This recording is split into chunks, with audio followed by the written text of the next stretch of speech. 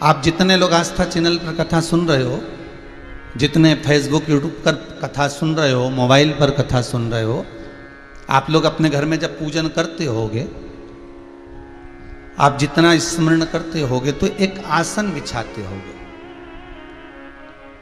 अब एक बहुत अच्छी तरह से समझ लेना, तुम्हारे घर के मंदिर में देवी जी की मूर्ति भी है, तुम्हारे घर के मंदिर में शंकर जी की प्रतिमा भी है, स्वरूप भी, शिवलिंग भी है, तुम्हारे घर के मंदिर में गणेश जी भी है, तुम्हारे घर के मंदिर में शंख देव भी रखे हैं, तुम्हारे घर के मंदिर में घंटाल भी रखा हुआ है, गरुड़ घंटा, तुम्हारे घर के मंदिर में गणेश जी भी बैठे हैं, तुम्हारे घर के मंदिर में देवता भी बैठे हैं, तुम्हारे घर के मंदिर में कुल देवी भी बैठी है।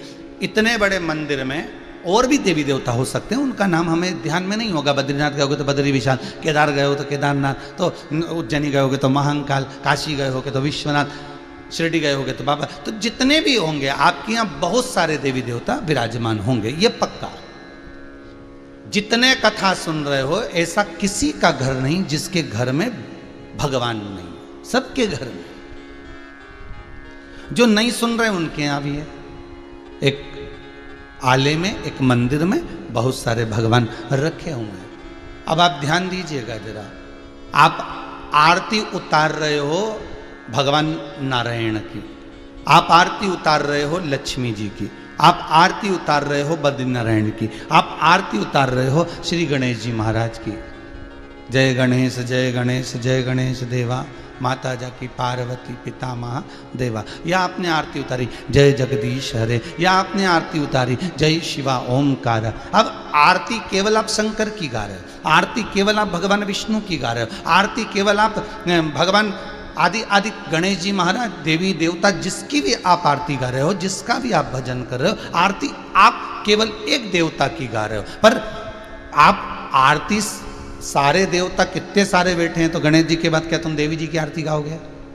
जितने लोग आस्था पे सुन रहे हो सही बताना, गणेश जी के बाद देवी जी की गाओगे, देवी जी के बाद शनि महाराज की गाओगे, शनि महाराज के बाद गुरु महाराज की गाओगे, गुरु महाराज के बाद में शंकर जी की गाओगे, शंकर जी के बाद में लक्ष्मी जी की गाओगे। जितने देवता तुम्हारे मंदिर के अंदर बैठे हैं, क्या सारे देवी देवता की आप आरती गाओगे क्या? नहीं, आरती एक गा रहे हो, आरती एक बार। और इतने दिए भी नहीं लगाओगे कि गणेश जी के लिए अलग दिया लगाया, शनि महाराज के लिए अलग लगाया, राहु के लिए अलग लगाया, शंकर जी के लिए अलग लगाया, कुल देवी का दिया अलग, कुल देवता का दिया अलग।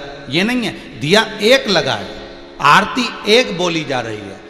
फिर सारे देवताओं को ये आरती स्वीकृत कैसे होगी? सारे देवताओं की आरती का पुण्य हमें कैसे मिलेगा? तो शिव महापुराण की कथा कहती है, स्कंद पुराण कहती है, पद्म पुराण कहती है कि जिस आसन पर बैठकर हम आरती करते हैं और वो जिस तरह से गुथा हुआ होता है, उसमें जितने धागे लगे होते हैं, उतने ही देवताओं की आरती का पुण्य हमारे खाते में पहुंच जाता है।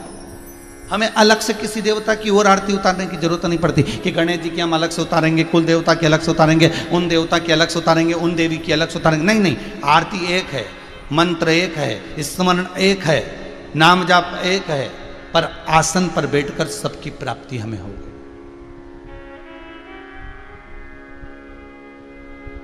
आसन पर बैठकर हमें सब फल की प्राप्ति हो गई, आसन पर बैठकर हमें सब स्मरण प्राप्त हो गया। अरे भाई, हिंदू धर्म में कुछ कुछ स्मरण, कुछ कुछ मंत्र, कुछ कुछ उपास, कुछ पूजन, कुछ दान, कुछ सत्कर्म ऐसे आते हैं कि वो हजारों गुना फल प्रदान कर देते, हजारों गुना। जैसे अभी कल रविवार 23 तारीख त्रिस्पर्शा एकादशी आ रही है। ये पिछले वर्ष के योग में पढ़कर इस वर्ष फिर कृपा कर दी भगवान ने। देखिए, अब ये सोचिएगा कि ये त्रिस्पर्शा एकादशी अभी 2 वर्ष से लगभग बाबा की ये शिखर, इससे पहले कई साल निकल गए थे तो नहीं आई थी। पर ये सोचो कि ये 2 साल से कोरोना भी आ रहा है, तो ये 2 साल से त्रिस्पर्शा एकादशी भी आ रही है। समझने वाली बात है सब। इससे पहले तो त्रिस्पर्शा एकादशी कई वर्ष निकल जाते थे तो नहीं आती थी, ढूंढ ढूंढ कर जाओ तो नहीं आती थी। तो ये 2 वर्ष पिछले भी वर्ष में भी इसका स्मरण हुआ था त्रिस्पर्शा का, इस बार फिर त्रिस्पर्शा पड़ गई। आखिर क्यों? और 2 साल से ये कोरोना कहर ढा रहा है और 2 साल से ही पंचांगों के अनुसार ये त्रिस्पर्शा आ रही है। विचार करिएगा कि ये भगवान क्या दर्शाना चाहता है, भगवान क्या कृपा करना चाहता है, भगवान क्या करुणा करना चाहता है। कल जो एकादशी आ रही है 23 तारीख दिन रविवार की, त्रिस्पर्शा एकादशी रहेगी, उसके बाद में द्वादशी लग जाएगी और द्वादशी के बाद में फिर त्रयोदशी लग जाएगी। 3 पद्म पुराण का उत्तराखंड वर्णन करता है कि 3 एकादशी के क्रम में त्रिस्पर्शा जब पड़ रही है, त्रिस्पर्शा एकादशी के क्रम में जब त्रिस्पर्शा पड़ रही हो, अर्थात एकादशी भी पढ़ रही हो, द्वादशी भी पढ़ रही हो और त्रयोदशी भी पढ़ रही हो, त्रिस्पर्शा। तो कहते हैं हजारों हजार बार गंगा का स्नान, हजारों हजार बार, कहते हैं हजारों हजार बार गौदान, हजारों हजार बार मंत्र जाप, हजारों हजार बार सारे पृथ्वी के तीर्थ में स्नान, पूजन, दान, अश्वमेध यज्ञ के 1000 गुना फल, सोम यज्ञ सर्वोत्तम यज्ञ के 1000 गुना फल केवल त्रिस्पर्शा एकादशी पद्म पुराण कहती है उस दिन व्रत करने से प्राप्त हो जाता है। कल उसका नाम रहेगा मोहिनी एकादशी, पर त्रिस्पर्शा है। इसको मंजुला भी कह सकते हैं, मतलब सब में लीन होने वाला। और मेरा सबसे निवेदन है आप सबसे, व्रत करो, भले बकरी जैसे चरो, पर एकादशी जरूर करो, एकादशी जरूर करना।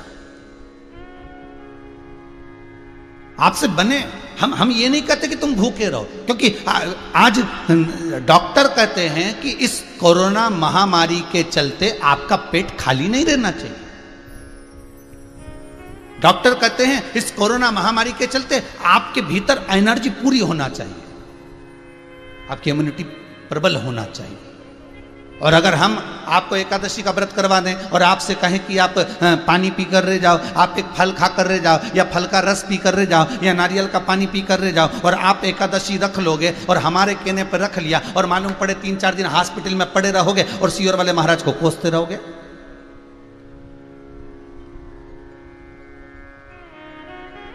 अरे भाई, शिव महापुराण की कथा करते हैं, जजमान हमसे पूछते हैं, कई जजमान पूछते हैं, वो तो भले हैं सोमानी जी जिन्होंने एक बार भी नहीं पूछा है, तो कई जजमान हमसे पूछते हैं कि हम व्रत करेंगे कि ना करें, हम करें कि ना करें।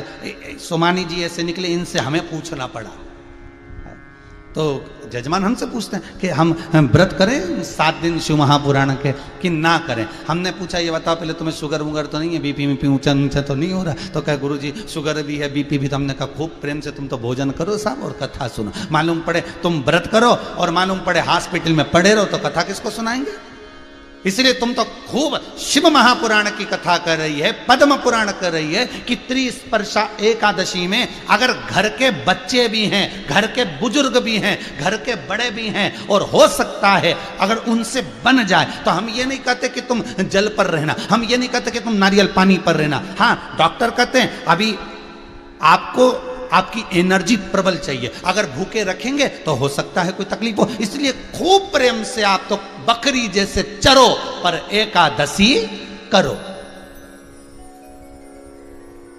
और त्रिस्पर्शा को छोड़ना।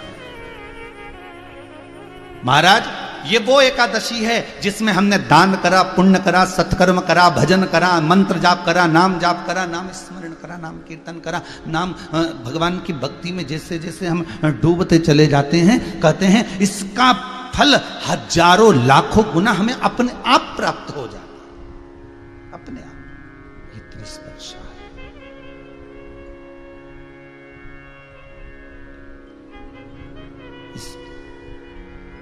मौका दिया है भगवान ने, 2 साल से मौका दे रहा है। 2 साल से भगवान कृपा कर रहा है, जान करके कृपा कर रहा है। क्यों?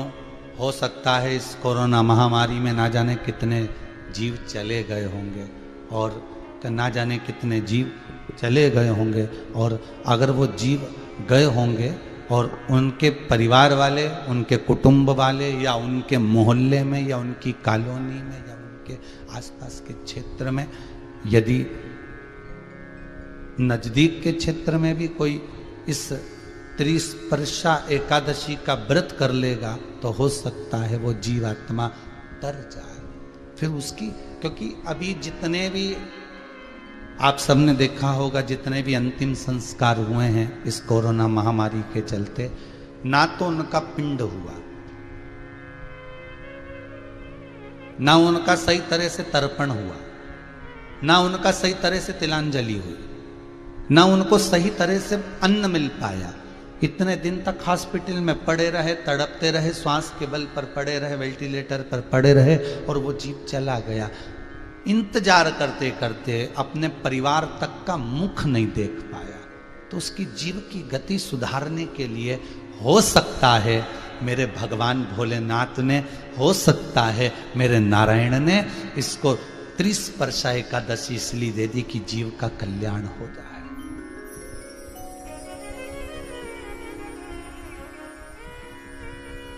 करो,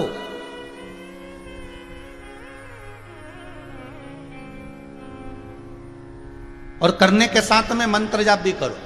और आपसे निवेदन है, अगर जो व्रत नहीं कर सकते, जो स्मरण नहीं कर सकते, व्रत नहीं कर सकते एकादशी का, मान लो होते हैं ऐसे लोग जिनके नहीं बन पाता, सब शरीर से नहीं हो रहा, तो मत करो। तो एक काम करो, आप भजन तो कर सकते हो, भजन भी नहीं कर सकते तो मंत्र जाप तो कर सकते हो, और मंत्र जाप भी नहीं कर सकते तो एक काम करो कि 3 घंटा 2 बजे से 5 बजे तक बैठकर शिव महापुराण की कथा सुन तो सकते हो, इतना भी कर लेना तो भी फल। तो कथा जो चल रही है वो आसन पर चल रही है। जिस आसन पर बैठकर हम भगवान की भक्ति को धारण करें, जिस आसन को हम बैठकर भगवान का नाम लेते हैं, घर के मंदिर में ढेर सारे देवी देवता होते हैं, बहुत सारे देवता होते हैं। ऐसा नहीं है, हम मना नहीं करते कि आप क्या देवता मत रखो, आपकी मर्जी पड़े जिस देवता को रखो, आपकी जिससे अच्छी पटे उसको पटा लो, हमारे कोई दिक्कत वाली बात नहीं।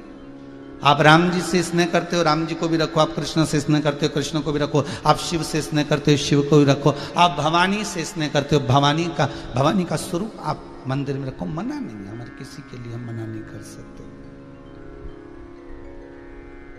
आप उन देवी देवताओं को रखिए, पर निवेदन केवल इतना है, निवेदन केवल इतना है कि आपने जिनको रखा है उनको सम्मान पूरा देना, सत्कार पूरा देना, सम्मान से वंचित ना रखिएगा। कि मैं तो भगवान शंकर को ज्यादा रिझाती हूं, इसलिए शिव जी को स्नान कराकर बिठा देती हूँ, बेलपत्री चढ़ा देती हूँ, बाकी के सब देवता उनको प्रणाम कर। तो फिर इससे अच्छा है कि एक ही रख लो।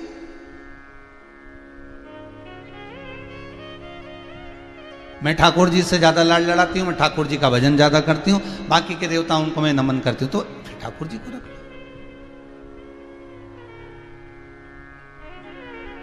अरे भाई, हम जब सफर पे निकलते हैं, हम जब कहीं जाते हैं, हम जब कहीं निकल रहे होते हैं, तो घर में तो ढेर सारा सामान रखा रहता है, काजू भी रखा है, बादाम भी रखा है, चना भी रखा है, फूली भी रखी है, और मठरी भी रखी है, खुरमा भी रखा हुआ है, ढेर सारा सामान घर में रखा हुआ है। क्या तुम सारे सामान को बांध के ले जाते हो क्या? अरे बोलो तो जम के। नहीं, सामान क्या ले जाते हो? जो तुमको प्रिय लगता है, तुमको लगेगा कि मठरी बना के ले जाऊं, क्योंकि मठरी खुद को पसंद है। और पति को मठरी पसंद नहीं है, पति ने कहा कि मेरे लिए तो चने रख लेना, तो उसके लिए चने रखा। जो चीज तुम्हें प्रिय लगेगी, जो चीज तुम्हें अनुकूल लगेगी, अच्छा लगेगा, तुम उसको लेकर जाओगे। उसी तरह परमात्मा की सेवा में, भगवान की भक्ति में, भगवान की दृढ़ता में, भगवान के स्मरण में, आपकी दिल को, आपकी चित्तवृत्ति को जो अच्छा लगे आप उसको जप लो। आप उसकी स्मरण भक्ति में डूब जाओ, आप उसके मंत्र जाप में डूब जाओ। और जब आप उसके मंत्र जाप में डूब जाओगे तो वो स्वयं कहते हैं, हम जिस भगवान का भजन करते हैं भगवान हमारा भजन करता है।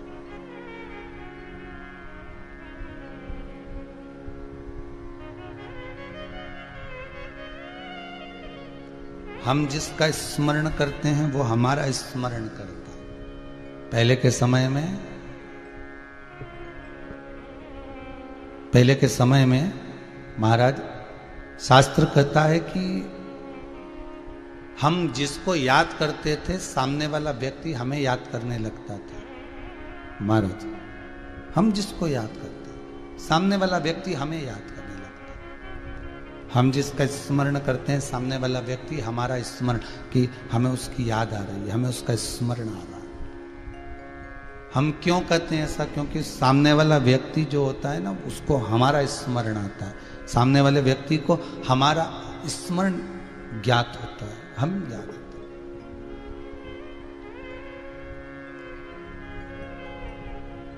नैन लड़े त्रिपुरारी से मैं उनकी हो गई, मेरे मन में नहीं है धीर, सखी में काशी जाऊंगी। चित्तवृत्ति में हम जब परमात्मा को रिझा लेते हैं, चित्तवृत्ति में हम जब परमात्मा को जोड़ लेते हैं, चित्तवृत्ति में जब हम भगवान को अपना बना लेते हैं तो वो भगवान हमारा हो जाता है। आप एक आसन पर बैठकर एक देवता की भी अगर आरती उतार रहे हो, और जितने देवता आपके उस अलमारी में, जितने देवता आप उसके मंदिर में, आपके पूजा बाड़ी में जितने देवता बैठे हैं, सबका पुण्य फल आपके खाते में आ जाता है, आपके खाते में